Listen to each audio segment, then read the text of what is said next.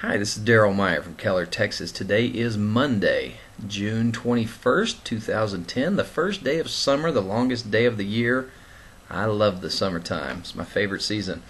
Anyway, let's get right into the news today. This out of IsraelNationalNews.com.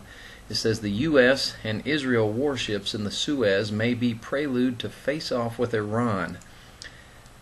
Says Egypt allowed at least one Israeli and 11 American warships to pass through the Suez Canal as an Iranian flotilla approaches Gaza. Egypt closed the canal to protect the ships with thousands of soldiers, according to the British-based Arabic-language newspaper Al-Quds Al-Arabi. One day prior to the report, on Saturday, the Voice of Israel government radio reported that the Egyptian government denied an Israeli request not to allow the Iranian flotilla to use the Suez Canal to reach Gaza, in violation of the Israeli sea embargo on the Hamas-controlled area. International agreements require Egypt to keep the Suez open even for warships, but the armada led by the USS Truman with 5,000 sailors and Marines was the largest in years.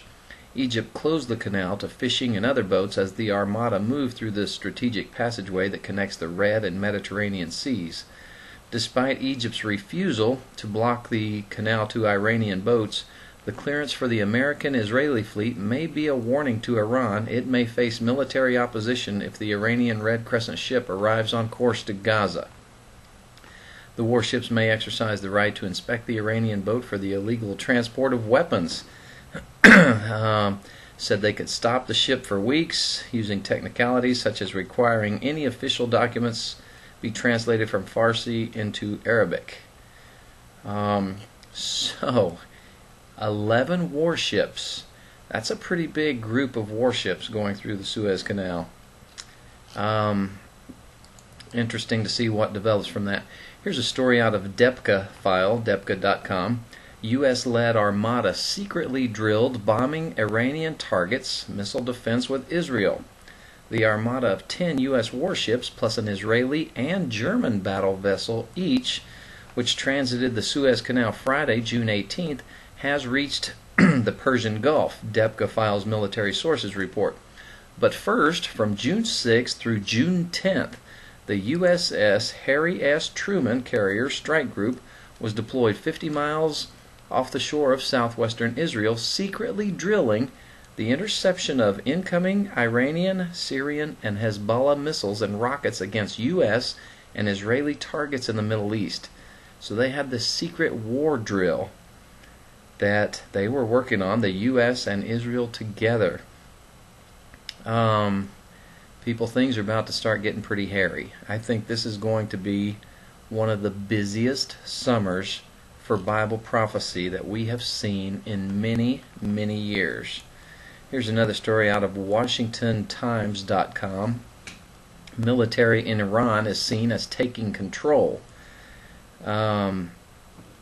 Defense Secretary Robert Gates said Sunday that Iran's government is becoming a military dictatorship, with religious leaders being sidelined, and as a result, new sanctions could pressure Tehran into curbing its illegal nuclear program. Not gonna happen. I'm sorry, sanctions will not work against these kind of people. What we've seen is a change in the nature of the regime in Tehran over the past 18 months or so, Mr. Gates said on Fox News Sunday. You have a much narrower based government in Tehran now, he said. Many of the religious figures are being set aside. They appear to be moving in the direction of a military dictatorship. Iran's supreme leader, Grand Ayatollah Ali Khamenei, is leaning on a smaller and smaller group of advisors, he said. In the meantime, you have an illegitimate election that has divided the country. Let's see. He says there's no doubt that Iran's military and security forces are playing an active role in running the regime. So, more of a military-controlled country. Just what we need. Here's a story out of Reuters.com. Says, embattled Israel reverses the rules on the Gaza blockade. Israel said Sunday it was easing a land blockade on the Gaza Strip to allow in all goods except for arms and materials used to make them. The softening of a policy criticized as collective punishment of Gaza's 1.5 million Palestinians to weaken their hardline Islamist leaders follows an Israeli raid on a blockade-running flotilla in which 9 activists died. The United States quickly welcomed the shift and said President Barack Obama would hold a delayed meeting with Israeli Prime Minister Benjamin Netanyahu in Washington on July 6th. Israel's old rules banned everything it chose not to let in. Netanyahu said Israel would, as quickly as possible, publish a list of banned goods, and all items not on it would be allowed into the Palestinian territory run by the Hamas Islamist group. Israel seeks to keep out of Gaza weapons and material that Hamas uses to prepare and carry out terror and rocket attacks against Israel and its civilians, he said. All other goods will be allowed into Gaza. Israel has been under pressure to ease its blockade since the May 31st raid on ships bringing aid to Gaza. Israel says the 9 Turkish activists killed were waiting to attack Israeli commandos, but the outcome sparked an international outcry. You know what's interesting about this? Just about the same time this happened, Turkey was going into northern Iraq and was bombing the Kurdish people and killing lots of them. Here's the Kurdish people who have no country of their own. Where's the outcry for them that we're seeing for the Palestinians? Where is the UN saying, oh, the Kurdish people need a homeland? Why don't we take Turkey and make Istanbul, East Istanbul, their shared capital? Why don't we see that? Why is no one saying anything about Turkey killing all these Kurdish people? In fact, over the weekend, they bombed North Iraq and they killed in excess of 120 people, including a 7-year-old girl. And not a word. You don't hear it from anybody. It's not on the news. It's not on Fox or CNN or any of the major networks. You don't hear of this. Why? It's part of the control media. They only want you to hear what they want you to hear, and that's all you're going to hear. That's part of why I do this. I try to bring some news to people that you're not going to hear anywhere else, that they're trying to keep from you. Like this next story, Iran bans 2 UN nuclear inspectors from entering. Tehran said today it's banned 2 UN nuclear inspectors from entering the country because they had leaked false information about Iran's disputed nuclear program. Yeah, people from the International Atomic Energy Agency are going to give false information about a country's nuclear program. Okay, here's a disturbing story out of FoxNews.com. Radical Islamist group is returning to Chicago for a recruitment drive. They're back. The Radical Islamist group, critics say, has links to Al-Qaeda, is gearing up to host its 2nd annual U.S. recruiting event. This group, Hizb ut-Tahrir America, well, I probably butchered that.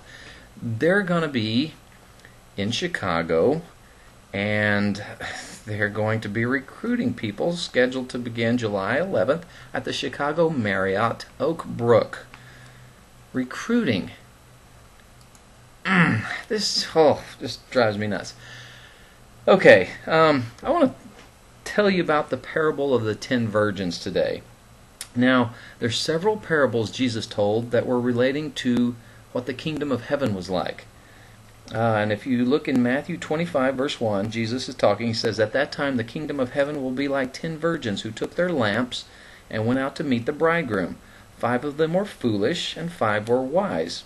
The foolish ones took their lamps, but did not take any oil with them. The wise, however, took oil in jars along with their lamps. The bridegroom was a long time in coming, and they all became drowsy and fell asleep. At midnight, the cry rang out, here's the bridegroom, come out to meet him. Then all the virgins woke up and trimmed their lamps. The foolish ones said to the wise, give us some of your oil, our lamps are going out. No, they replied, there may not be enough for both of us and you.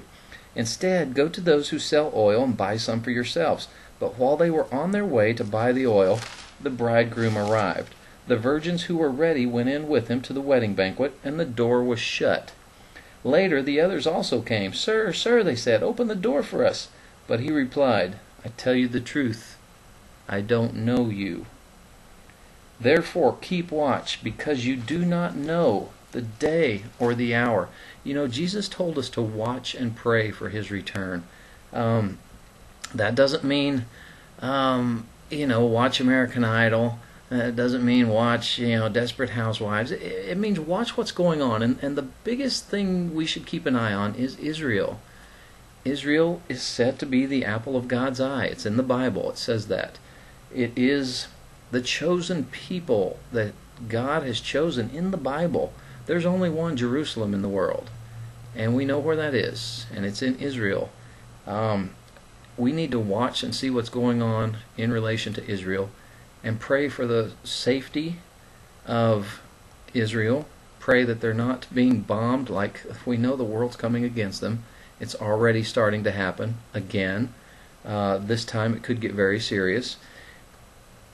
But we need to watch and pray for Jesus' return. When somebody asked Jesus what's the greatest commandment in all the law, Jesus said, love the Lord your God with all your heart, with all your soul, and with all your mind. This is the first and greatest commandment, and the second is like it. Love your neighbor as yourself. Listen, God bless you. I pray you know Jesus Christ as your Savior. Good Lord willing, I'll see you again tomorrow.